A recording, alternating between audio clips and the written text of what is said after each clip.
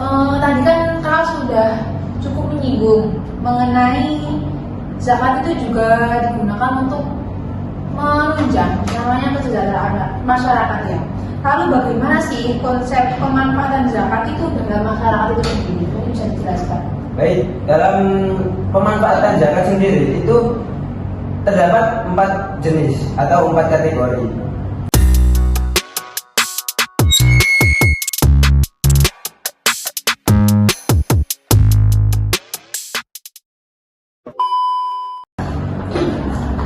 Selamat pagi teman-teman semuanya.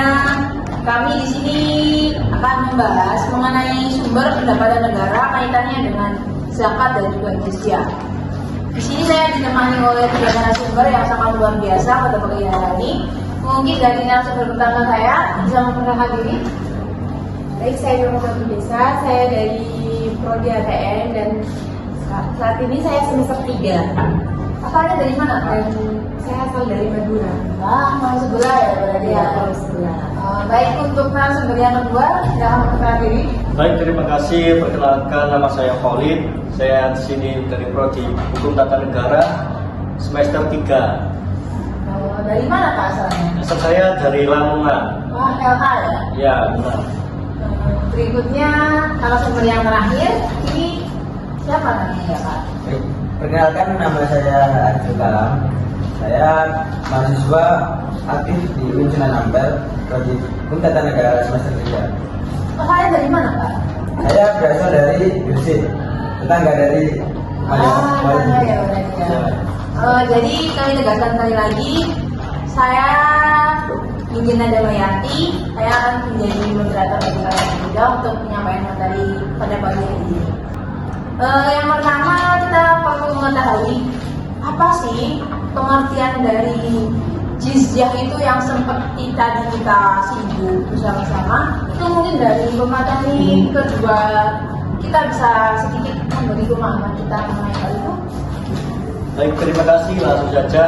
Di sini pengertian jizyah secara umum itu pajak yang dikenakan oleh pemerintah Islam kepada penduduk non-Muslim yang tinggal di wilayah kekuasaannya. Jizyah merupakan bentuk kompensasi atas perlindungan, keamanan jiwa dan harta benda, serta hal tertentu yang diterima oleh non-Muslim di wilayah Islam. Nah, jizyah ini memiliki beberapa karakteristik. Di antaranya, jizyah merupakan kewajiban yang bersifat kontraktual. Yang kedua, jizyah merupakan pengganti zakat bagi non-Muslim karena zakat hanya berlaku untuk umat Islam. Yang ketiga, jizyah dibayarkan oleh orang laki-laki non-Islam merdeka, balik, berakal, sehat, dan kuat.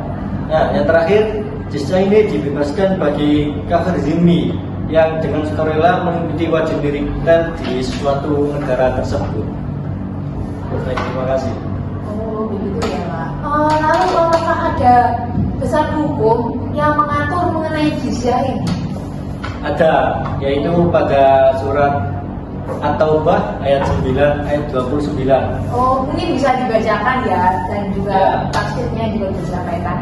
Baik, terima kasih. Yang berbunyi, Bismillahirrahmanirrahim. Qatilul ladzina la yu'minuna billahi wala bil yaumil akhir wala yuharrimuna ma harramallahu wa rasuluhu wala yadinu nadinal haqqi minal ladina utul kitaba hatta yu'tu bis jihyata aydiyahum sahirun, yang artinya perangilah orang-orang yang tidak beriman kepada Allah dan hari akhir dan yang tidak mengharamkan apa yang telah diharamkan oleh Allah dan Rasulnya dan tidak beragama dengan agama yang benar, yaitu agama Allah, yang beriman kepada Alkitab kepada mereka sampai mereka membayar jizyah dengan patuh sedang mereka dalam keadaan tunduk pada negara tersebut. Quran surat At-Taubah ayat 29. Nah, ayat ini diturunkan dalam konteks peperangan yang dilakukan oleh umat Muslim terhadap orang-orang yang menentang Islam, termasuk ahli kitab, yaitu orang Yahudi, Nasrani, dan lain sebagainya, yang berada di bawah kekuasaan Islam. Ayat ini memberikan panduan terkait hubungan umat muslim dengan non-muslim dalam wilayah yang dikuasai oleh negara Islam. Salah satunya yaitu dari ayat ini adalah kewajiban jizyah sebagai bentuk kontribusi non-muslim kepada negara yang berbeda dari kewajiban zakat yang dikenakan kepada umat muslim. Baik, terima kasih. Gitu ya. Penjelasan yang cukup lengkap sekali ya teman-teman ya. Berarti dapat saya ambil kesimpulan kalau jizyah itu sebuah kayak pelemaran yang dikenakan untuk umat non muslim ya, Ya, pada masa itu. Oh iya. Kemudian tadi kan juga disampaikan bahwa jizyah itu bisa disamakan dengan zakat. Kalau benar begitu, kalau zakat kan dikenakan untuk muslim, kalau jizyah untuk non muslim. Nah, kemudian mungkin dari salah satu narasumber kita ada yang menjelaskan mengenai apa sih zakat itu. Baik, zakat itu kurang lebih sama, hampir sama dengan jizyah. Itu merupakan salah satu sumber penghasilan dari negara tersebut sendiri. Sedangkan zakat sendiri itu diperuntukkan untuk umat beragama muslim atau orang-orang muslim saja. Yang mana hal ini zakat itu sudah tertera dalam rukun Islam. Ya. Dan itu pun wajib dilakukan oleh orang muslim.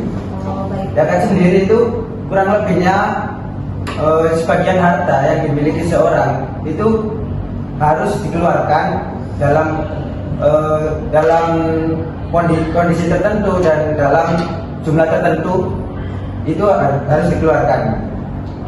Salah satu tujuan dari zakat sendiri itu untuk membersihkan harta yang dimiliki orang tersebut dan juga mendekatkan diri kepada Allah serta mensejahterakan masyarakat yang kurang mampu kayak gitu. Kurang lebih kayak gitu. Tadi kan Kak sudah cukup menyinggung mengenai zakat itu juga digunakan untuk menunjang namanya kesejahteraan masyarakat ya. Lalu bagaimana sih konsep pemanfaatan zakat itu dalam masyarakat itu sendiri? Mungkin bisa dijelaskan. Baik, dalam pemanfaatan zakat sendiri itu terdapat 4 jenis atau 4 kategori yang dapat dilakukan dalam memanfaatkan zakat itu sendiri. Yang pertama ada konsep pemanfaatan konsumtif tradisional, di mana zakat itu diberikan secara langsung kepada masyarakat yang wajib atau berhak menerima zakat itu sendiri. Contohnya kayak zakat fitrah, yang mana hasil dari zakat tersebut itu langsung diberikan kepada orang-orang yang berhak menerima zakat itu. Kemudian yang kedua itu ada konsep pemanfaatan zakat dalam bentuk konsumtif kreatif, yang mana zakat tersebut itu tidak langsung diberikan, tapi diwujudkan dalam sebuah bentuk barang gitu. Contohnya seperti alat-alat yang dapat digunakan untuk menunjang beribadah seorang yang tidak mampu tersebut, atau dalam memberikan alat-alat yang dapat digunakan untuk menunjang pendidikan dari orang tersebut, orang si penerima zakat tersebut kayak gitu. Kemudian konsep yang ketiga itu pemanfaatan dalam konsep produktif tradisional. Di sini konsep produktif tradisional yakni memberikan zakat kepada orang yang berhak mendapatkan tersebut dalam bentuk barang-barang yang produktif agar bisa dimanfaatkan oleh orang tersebut untuk melanjutkan atau mengelola barang tersebut. Contohnya alat-alat pertanian atau mesin jahit atau yang lain-lain. Jadi orang tersebut itu dapat menggunakan alat-alat tersebut itu dalam jangka waktu yang panjang.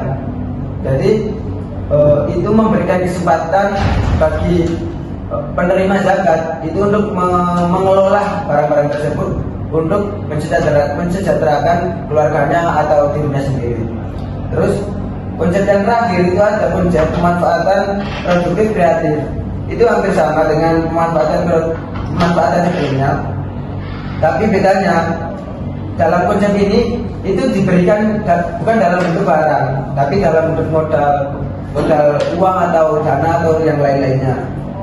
Dan ini bertujuan untuk membuka usaha atau peluang kerja bagi masyarakat lain selain dari orang yang mendapatkan modal tersebut kayak gitu.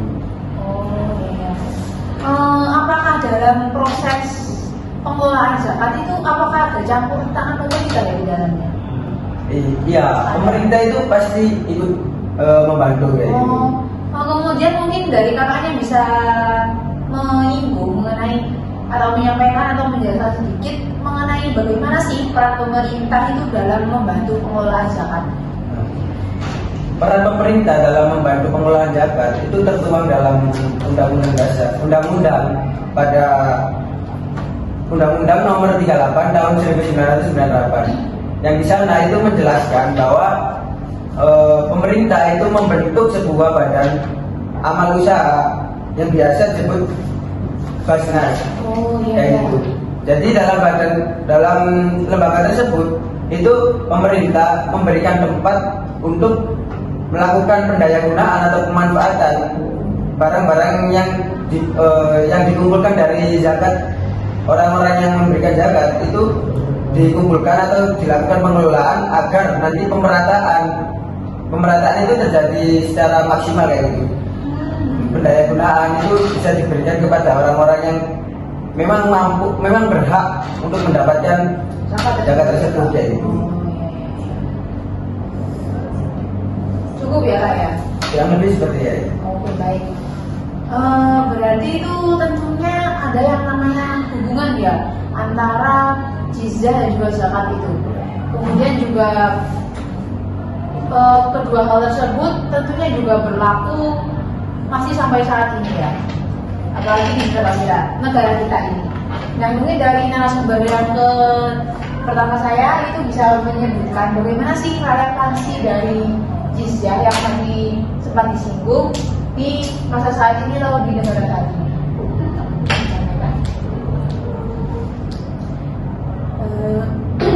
Relevansi zakat ya. Oh yang jizyah dulu Pak. Oh yang jizyah bisa disampaikan.